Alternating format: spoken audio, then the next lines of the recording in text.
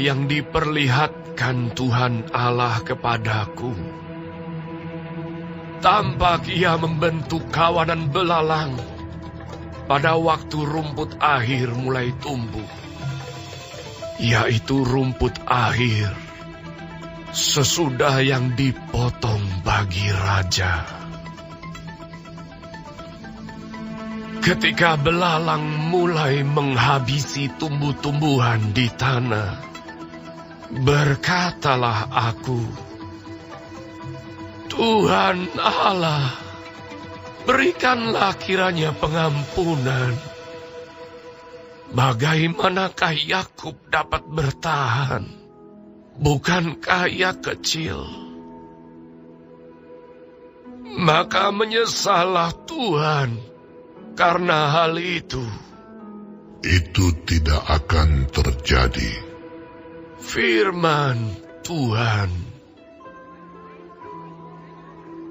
Inilah yang diperlihatkan Tuhan Allah kepadaku. Tampak Tuhan Allah memanggil api untuk melakukan hukuman. Api itu memakan habis samudra raya dan akan memakan habis tanah ladang. Lalu aku berkata, Tuhan Allah, hentikanlah kiranya. Bagaimanakah Yakub dapat bertahan? Bukankah ia kecil? Maka menyesallah Tuhan karena hal itu. Ini pun tidak akan terjadi. Firman Tuhan Allah. Inilah yang diperlihatkannya kepadaku. Tampak Tuhan berdiri dekat sebuah tembok yang tegak lurus. Dan di tangannya ada tali sipat. Lalu berfirmanlah Tuhan kepadaku. Apakah yang kau lihat, Amos? Jawabku, tali sipat. Berfirmanlah Tuhan, sesungguhnya aku akan menaruh tali sipat di tengah-tengah umatku Israel. Aku tidak akan memaafkannya lagi. Bukit-bukit pengorbanan daripada Ishak akan dilicin tandaskan, dan tempat-tempat kudus Israel akan diruntuhkan. Dan aku akan bangkit melawan keluarga Yerobeam dengan pedang.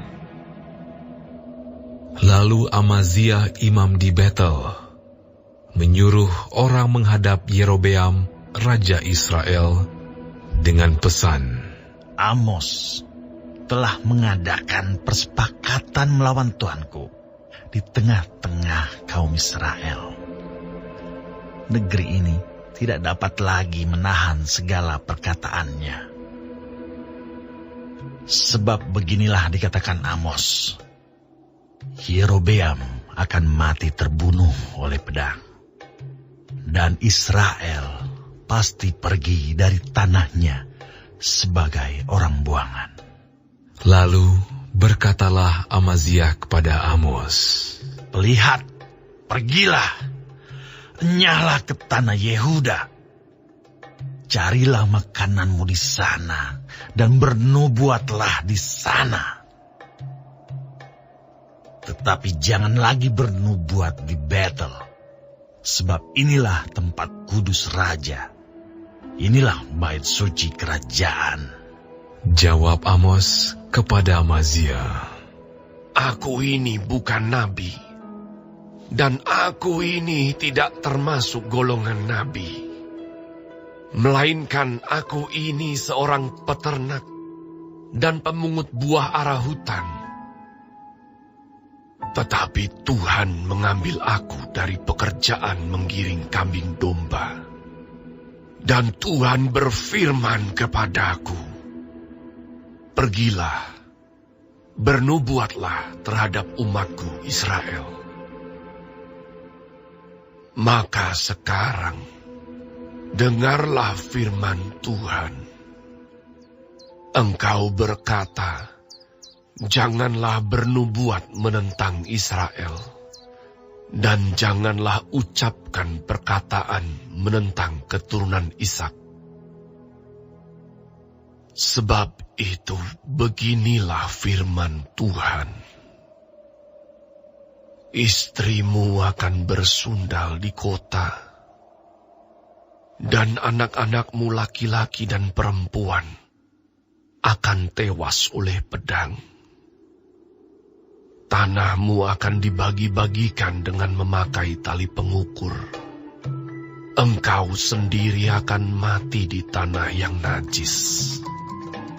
Dan Israel pasti pergi dari tanahnya sebagai orang buangan.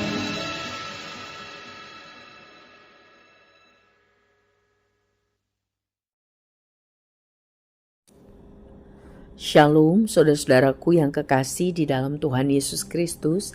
Puji Tuhan kalau kita masih diberi kesempatan hidup, semua karena kebaikan Tuhan, dan mempelajari firman Tuhan, panduan kehidupan benar dari Amos 7. Yang pertama mengenai penglihatan Amos yang diberikan Tuhan tentang belalang yang banyak yang akan menghabiskan panen orang Israel. Lalu Amos bersyafaat supaya Tuhan memberikan pengampunan. Karena Israel itu kecil, tidak dapat bertahan. Maka Tuhan mendengar permohonan doa syafaat Amos. Tuhan membatalkan rencana untuk membuat gagal panen. Yang kedua, Tuhan memperlihatkan bahwa rencana Tuhan akan memanggil api untuk melakukan penghukuman, menghabiskan semua tanah lapang, tanah ladang. Tetapi Amos bersyafaat, Tuhan, tolonglah, hentikanlah rencana itu. Israel itu kecil, lemah.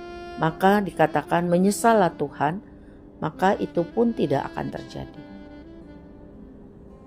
Lalu Tuhan memberikan penglihatan yang ketiga kepada Amos mengenai tali sipat atau tali pengukur yang tepat untuk membangun tembok, membangun bangunan agar tegak lurus. Lalu Tuhan berkata bahwa Tuhan tidak akan lagi memaafkan umatnya Israel. Karena patokan atau panduannya adalah kebenaran. Mereka sudah melenceng. Mereka tidak lagi hidup tegak lurus dengan kebenaran. Mereka menganggap dosa itu biasa saja. Ibadah-ibadah itu hanya rutinitas, memuakkan Tuhan karena munafik. Ketika Amos mengatakan kebenaran firman Tuhan itu, reaksi yang dia dapat negatif. Dia diusir oleh imam besar di sana bernama Amasya. Tentu itu imam palsu yang hanya mencari keuntungan melalui firman yang dia sampaikan, bukan firman Tuhan. Bersepakat dengan orang-orang kaya dan terhormat, sehingga hanya mendengar yang baik dan tidak menegur dosa untuk bertobat. Dia mengusir Amos jauh-jauh untuk tidak menyampaikan firman Tuhan lagi. Amos berkata, aku ini bukan nabi, aku ini hanya seorang peternak dan pemungut buah ara hutan. Tetapi Tuhan yang mengambil aku dari pekerjaanku untuk menyampaikan firman Tuhan, bernubuat kepada umat Tuhan Israel. Aku berdoa, aku bersyafaat untuk umat Israel. Aku harus mengatakan yang keras dan tegas karena itu firman Tuhan. Tuhan memberi peringatan, maksudnya supaya umatnya bertobat. Tetapi tidak juga mau bertobat, tidak juga mau hidup dalam kebenaran, maka murka Allah akan terjadi. Istrimu akan bersundal, anak laki-laki dan perempuanmu akan tewas oleh pedang, tanahmu akan dibagi-bagikan, kau sendiri akan mati di tanah yang najis, Dan umat Israel pergi sebagai orang tawanan, orang buangan. Saudara yang kekasih, melalui firman Tuhan ini kita belajar bahwa kita dipanggil untuk menyatakan kebenaran. Tuhan memanggil kita untuk menjadi imamat yang rajani, orang-orang yang hidup kudus, untuk dapat menyampaikan firman Tuhan, kebenaran melalui perkataan dan perbuatan kita. Persis seperti Amos. Tuhan tidak mau kita seperti nabi palsu Amazia, ya, yang hanya bertujuan untuk kesenangan hidup, mencari makan dalam tanda kutip, bukan sungguh-sungguh menyatakan kebenaran, tidak bersafaat untuk pertobatan karena hidupnya sendiri tidak bertobat, palsu, ibadah dan pelayanannya adalah palsu. Yang kedua, kita harus tahu bahwa Tuhan punya standar, ukuran yang benar, yaitu kebenaran firman Tuhan.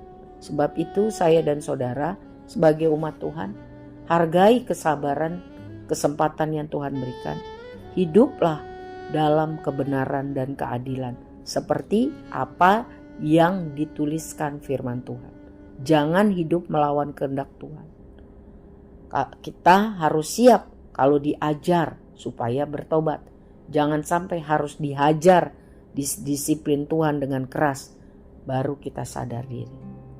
Dan yang ketiga, kita harus bersafaat bagi keluarga kita, jemaat Tuhan, bangsa kita, banyak orang, supaya hidup di dalam pertobatan.